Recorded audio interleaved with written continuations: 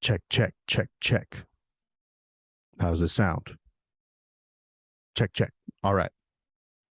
I think we are ready to go. What's going on, YouTube? My name is Zach Betzold. Welcome back to the channel. In this video, what I want to do is I want to introduce to you guys the personal challenge that I have created for myself called the Rank and Rent 313 Challenge, Lead Gen 313 Challenge, whatever you want to call it. But what this challenge is it's a personal challenge. It's not like one of those challenges where I'm like, hey, like click the link below and join my challenge. What the Rank and Rent 313 challenge is a personal challenge that I've created for myself where I am building one rank and rent digital real estate asset from start to finish, due diligence all the way through to publishing every single day, right? Content writing, the whole bit. I got a homepage, 3 service pages. That's kind of the criteria. I'm publishing one of these things every single day, 6 days a week for an entire year. Okay, now I'm 2 weeks into the challenge and I wanted to create this video to one, introduce it so that people can follow along with it. And if you want to join in with me and push yourself to do it for just a couple of weeks or a couple of months or the entire year, great. Or if you just want to sit back and watch, that is totally fine as well. Now, if you're new to Rank and Rent or you're struggling or whatever it is, if you're just looking into Rank and Rent as a potential business model, at the beginning, I have a link in the description that you can feel free to join us in our Facebook group where I do live trainings every single Tuesday. And I also do have a link in there for free one-on-one coaching if that is something that you need, and completely free of charge. Okay, do not have to pay me a dime. All right, there's so many freaking Rank and Rent people out there charging gazillions of dollars for their courses that it's quite sickening. Okay, but anyways, feel free to join us if that's something that you would like. Okay, now the Rank and Rent 313 challenge. What are some of the things that I'm learning? Okay, because one of the things that I thought is that, sorry, getting notifications on the phone. So it is 4:30 in the morning, been up for an hour and a half, just got done with my due diligence process, doing some competitor analyses to see which niche and market I want to target for my site today. Now, what are some of the things that I am learning as I go throughout this challenge? First thing is that it is forcing me to do things that I wouldn't have done otherwise unless I created some sort of massive challenge like this. Okay. So building one digital real estate property every day for a year, except for Sundays, right? So that's how you get the Rank and Rent 313 challenge is you take 365 days out of the year, subtract 52 Sundays, and you've got 313. So by the end of this, I will have over 400 websites because of the ones that I had previously published. Okay. And the goal, in order for this to be a successful challenge that I've given to myself, is that I have to have at least 25% of those, so over 100 of them, making me monthly cash flow, monetized in some way. Okay.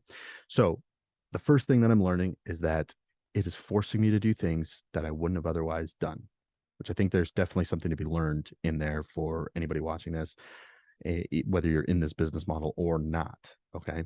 So one of those things is that I'm reaching out to people on Facebook and other, in my sphere of influence, so to speak, right? Acquaintances, people that I know, and I'm reaching out to talk to them when I probably wouldn't have otherwise. And I'm asking them different questions about what they're seeing. Most of these people that I'm reaching out to are in service-based businesses, right? So as an example, some people have seen my video, and if you haven't, I'll link it in the description below or at the end of the video or whatever. Some people will have already seen that video, and that, I talked to a good friend of mine who was a previous boss, and we caught up the other day, and I had seen him commenting on some posts on YouTube or on, I had seen him commenting on some posts on Facebook where he was talking about what he was up to. And I thought he was running a pest control company, but turns out he's actually in the process of building one of the largest home services companies in the nation, right? They're doing all sorts of acquisitions of smaller companies that don't have their systems and processes dialed. So he acquires them in, let's call it HVAC or plumbing or whatever it is, and then incorporates them into their systems and processes. He's incorporating like artificial intelligence, some pretty cool stuff. But anyways, I was talking to him and he was telling me a bunch of different services that they're starting to expand into because of the market research that they've done. And so I kind of got the insider scoop there, which has been super helpful for me to know some new niches to go into. Because, most of the time I was sticking to my main, 4 or 5 niches that a lot of rank and renters go into. So by doing this challenge, I'm finding little pockets of gold that I wouldn't have found otherwise. Right. And I think there's a lesson in there to be learned, right? I mean, we talk about there's no growth in the comfort zone, right? So you got to get out of your comfort zone, right? Which is part of the reason why I started this challenge for myself, is because I had gotten stagnant, right? I'd kind of hit a plateau with what I was doing, right? On a daily basis. So that's been lesson number one, is it's forced me to do things, right? You hear we hear the cliche sayings all the time of like, if you want what you've never had, you got to do what you've never done, right? Or if you want what others have, you have to do what others did, right? Which is what this whole entire channel is about. So that's number one. Number two thing that I've learned is that the sites do not need to be perfect. Okay. I am the type of person that really struggles with like the perfectionist syndrome. Like I want everything to be super dialed. I have more of a technical expertise as far as the SEO and the ranking side of things goes, right? Which is funny because I've always been in sales, but it's like the creative builder personality inside of me loves to like tinker and understand how things work from a technical perspective. So I enjoy doing it a lot, right? I've always suffered with the idea that like a site has to be perfect before I publish it to the web. But what I'm starting to realize now that I have 12 of these that I've put out in the last 14 days, right? I've only had 2 days off, building sites one a day for the other 12, is that the sites that I publish out there, I can go back and edit them. And guess what? No one's going to see them on the web until they start to rank, right? Like when they first index in the Google search engine, like very few people are going to find them besides the scammers that always call you and try to sell you leads from like Home Advisor and stuff. If you're struggling with like getting websites out there and you struggle with, stuff that I've struggled with and the same, like just get your websites out there. It's not a big deal. Like just get it out there. Even if the content is like crappy or the pictures are not all in place or don't look exactly the way they should or aren't optimized or the file names aren't renamed or whatever it is, right? Just get them out there. That's all it really comes down to. And so that's one of the biggest things that I'm learning is like sites do not need to be perfect in order to do this, right? Even, take this YouTube video, for example. I'll link some bloopers at the end of, this is like my third try of making this freaking video because I'm such a perfectionist. I want it to sound perfect. But guess what? Screw it. People are going to see it. They're going to like it or they're not, whatever. And with our rank and rent websites, like just put it out there, right? Like it's got to start generating calls somehow. And when you generate those calls, then you forward them to the business owner and you get paid. Like that's the business model, right? So don't worry too much about being a perfectionist. Don't throw up a crappy looking site, right? Because that's going to make people bounce and like that's going to start signaling to Google to not rank your site as well, right? Okay, so that brings me to number 3, which is the research does not need to be perfect. Okay, so the prior research beforehand, I think we oftentimes we're trying to look for the perfect niche in the perfect market, which obviously you could spend hours and hours and hours doing that, and you might be able to find some that are better than others. And I think there is something to be said for that, especially if you're a beginner. I tell a lot of my students to, go do 10, 20, 30 rounds of research on a niche and marketplace to go into and competitor analyses in order to find it. Because what you'll often find is that, you thought number 1, 2, and 3 were really good, but really it was like number 14, 15, and 18 that were like blow it out of the water. Okay. But the thing is this is a numbers game. Okay. So I'm building 313 websites. By the end of this, I'll have over 400 websites. Now, all 400 of those are not probably going to be sites that I will be monetizing. I'll probably kill at least 50 of them because they either won't rank or they were too competitive that I went into or whatever it is, right? Or I can hold on to them at that point. I probably won't really care. I'll hold on to them and keep them ranking because might as well. But the point is that there's this quote by Alex Hermosi that I caught in a little interview that he was doing with Lewis Howes on his show, where he talks about you can tell the success of an entrepreneur from the amount of businesses in their graveyard of businesses. Okay. And the way I took that was like a lot of entrepreneurs have 3, 4, 5, 6 failures before they hit it. And that's one of the things that I've explained to some of my students before is why I love the rank and rent digital real estate model, is because each one of these websites you can look at as its own individual entity, right? We're not going to go set up an LLC. I mean, I guess you could, but we're not going to go set up an LLC for every single one of these websites, but you can look at them as their own business in and of themselves. We're going to have a graveyard of businesses, which for us is going to be rank and rent sites that didn't work, right? So you can tell the success of the entrepreneur by how many businesses they have in their graveyard, right? And so the more that you're able to get out there and put these sites out there and try it and figure out what is working and what isn't, is going to determine your success long term with this business. That's what I've found, and that's what every single person who's making 7 figures doing this would tell you as well, right? That's what every single successful entrepreneur would tell you. And that's why I love Rank and Rent, is because each one of these businesses is so cheap. These businesses, right? These sites is so cheap to try, right? One of my mentors, who's worth hundreds of millions of dollars, he told me the number one key to my success has been, I always ask myself the question, can I fail fast and can I fail cheap? And that's exactly why the rank and rent model works, is because you can fail cheap, right? One of these websites costs you what, 25, 30 bucks a month. Try it for 6 months. If it doesn't work out, kill it. I mean, you just spent for 5 months, 150 bucks, 6 months, 180 bucks tops, right? Unless you outsourced all the work and stuff, which is why I don't suggest outsourcing early, but to each their own. Okay.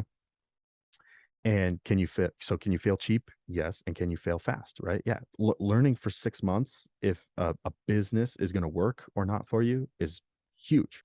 And so fail fast and fail cheap. Don't worry too much about the due diligence research that you do beforehand. Just make sure it fits your criteria and that you feel somewhat good about it, and then give it a shot. Right. And what I'm finding right now is that there's a few of these niches that I probably wouldn't have gone into if I wouldn't have challenged myself to do this, that I am looking at right now as if they work out, it's going to be huge for me, right? Because I will have found a gold mine that I really believe that not a lot of rank and renters are in. And so that's the beauty of, putting in a lot of massive action all at once, is because you start to force yourself to do things that you wouldn't have otherwise done. And being a perfectionist with the site before publishing and being a perfectionist with the research before even building is 2 of the things that I was having a hard time with before this challenge that now I'm working through and getting better at. Now, the last and most important thing that I've learned by this rank and rent 313 challenge is that massive action wins every single time. So one of my favorite, if not my favorite podcast to listen to, is the Ed Milet Show. So those of you who know who that is, that's awesome. And for those of you who don't, I highly suggest going and listening to his podcast. It's amazing. One of the things that I learned years ago from Ed in one of his podcasts is this theory about the thermostat. Okay. And he may not have been the one that actually created this. I don't know. He may have borrowed this from somebody, but he was the one that I heard it from, and it made so much sense. And it's been a guiding beacon for me in my career up until this point, and my business especially. And it depicts perfectly what I'm doing with the Rank and Rent 313 challenge. What Ed Milet teaches is that we as humans have this internal thermostat that we have our life set to, which is directly correlated to the identity that we have.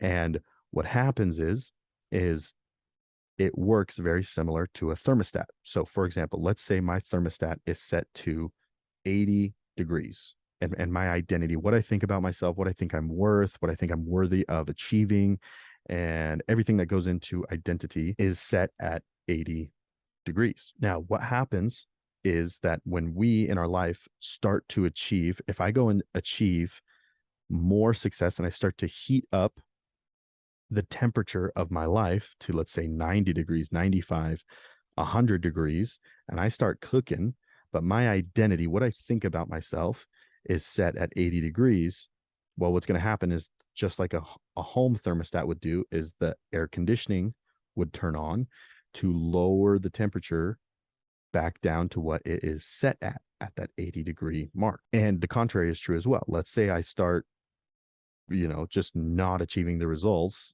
I'm set at 80, and then all of a sudden my life starts cooling down on the results level down to 75, 70, 60 degrees. Well, what's going to naturally happen inside, my thermostat's going to kick on. It's going to start heating my life back up to get me back to where I was. And it's interesting because I've totally seen this now that I understand it. I've totally seen this in my life and in the lives of my friends, family members, and other people as well, that I've just observed over the last few years since learning this principle. And it's really interesting. And so what he says is that as we start to achieve some success, if we don't raise the setting of our thermostat, if you start raising, getting to the 100-degree level, and you don't crank up your identity and start thinking that you're worth staying at that 100-degree level, then you're gonna self-sabotage, is what we call it, right? Your subconscious mind is going to figure out a way to get you back down to where is comfortable. That opens up the question of, well, then how do we get our thermostat to raise and to set to a new level? Well, he mentions 3 of them, and honestly, I can't remember the third, but I remember the first 2. Okay. And the first 2 are to get around other people whose thermostats are set at a higher level, right? So if you want to be 150 degreer, right, in this analogy, and you want to raise from 80 to 150 degrees, almost an entire 100% increase, you got to get around other people who are at 150 degrees or higher, right? Get around them, study them, whatever it is. A lot of them have books that they've written, entire biographies about their life and what they did, what worked and what didn't work. And that's what this entire channel is about, is studying the greats, the GOATs, the greatest of all time, in sports and business and philanthropy, whatever it is, in health, anything, right? And modeling what it is that they did or are doing to achieve that level of success, right? That's how you're going to do this. That's how you're going to make it. Okay. So that's number 1 in order to raise the thermostat. Get around other people, up level your circle of who you're around, right? And number 2 is to have a huge increase of massive sustained action for a period of time where you're working so hard that you're starting to set that thermostat at a higher level of sheer work ethic, right? In order to get you where you want to go, right? People that are lazy always say like, oh, they say to work smarter, not harder, right? Well, it's a combination of working smart and hard, because we all know the people that work really hard and don't make nearly as much as the people that work smart and hard, right? So you got to do both. Okay. So you have to have the right strategies and tactics. But once you have that, right, just like if you have the rank and rent business model and you put in massive action, the results are going to happen and your thermostat's going to get cranked up. And that's the biggest lesson that I've learned so far in these first 12 days of doing this, is this massive action is causing me to up level and set my thermostat at a higher level. I'm starting to think like a 7-figure rank and rent earner, not just a 6-figure rank and rent earner, right? And I knew that that's what I needed to do in order to start, if I wanted to be able to teach people how to hit the 7-figure mark in rank and rent, that I had to go do it myself first. With that, I hope you enjoyed this video. If you are looking to get additional training, again, like I mentioned, in the rank and rent business model, click the link in the description below. It'll take you to our free Facebook group, okay, where I do live trainings every single week. And there's a link in there to free one-on-one coaching with myself that you can do. We do giveaways and we do retreats and different cool incentives that you can earn. I'll make an entirely separate video about all those cool incentives that I have set up for the group members.